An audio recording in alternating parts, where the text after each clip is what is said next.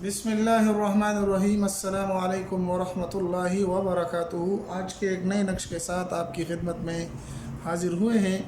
ये नक्श फुतूहात का लाजवाब अमल है। इससे आप किसी को भी ज़ेर कर सकते हैं, किसी को भी आप तबाह व बर्बाद कर सकते हैं। लेकिन याद रहे कि इस नक्श को आप सिर्फ जायज़ मकसद के लिए करें, नाजायज़ मकसद के लिए बिल्कुल भी नहीं करना। अब आते हैं कि इस नक्श के अंदर लिखना क्या है, किस तरीके से लिखना है।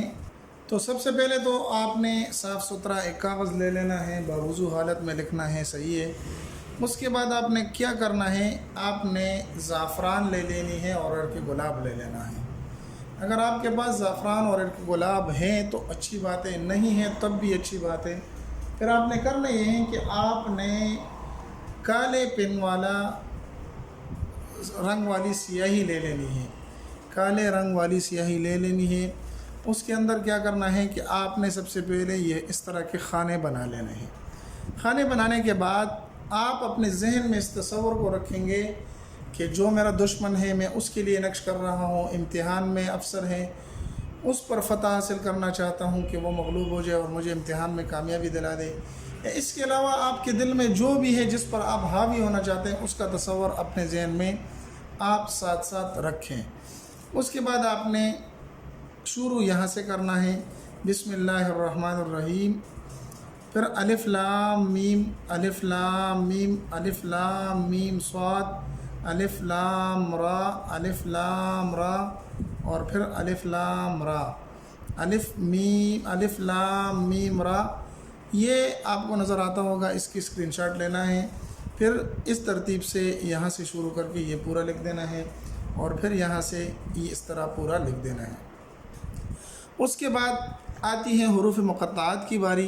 तो आपने यहाँ पर ये अदद लिख देना है 3 3 5 2 1 4 1 1 5 1 2 7 3 3 5 3 1 3 6 9 1 6 3 3 5 4। ये सब अरबी में लिखने हैं, ठीक है।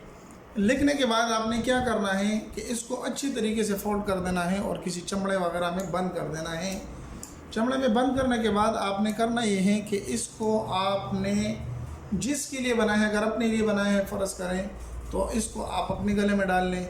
अगर आपने किसी और के लिए बनाया है तो आप ये उसको दे दें ताकि वो अपने गले में डाल ले। उम्मीद है कि इस नक्श से आप किसी पर भी फ़तह हासिल करना चाहते हैं, उस पर अपने आप को हावी करना चाहते हैं। लेकिन एक मरतबा फिर अर्ज़ कर दूं कि जायज़ मकसद हो, नाजायज़ मकसद के लिए बिल्कुल भी इजाज़त नहीं होगी। उम्मीद है आज की मुख्तसर सी वीडियो आपको पसंद आई होगी। अगर पसंद आई तो हमारे चैनल को सब्सक्राइब करके लाइक कर दें, अपने दोस्तों के साथ भी ज़रूर शरीक करें। मिलते हैं एक नई वीडियो में, तब तक दुआ में याद रखें। अस्सलामु अलैकुम वरहमतुल्लाहि वबरकातुहू।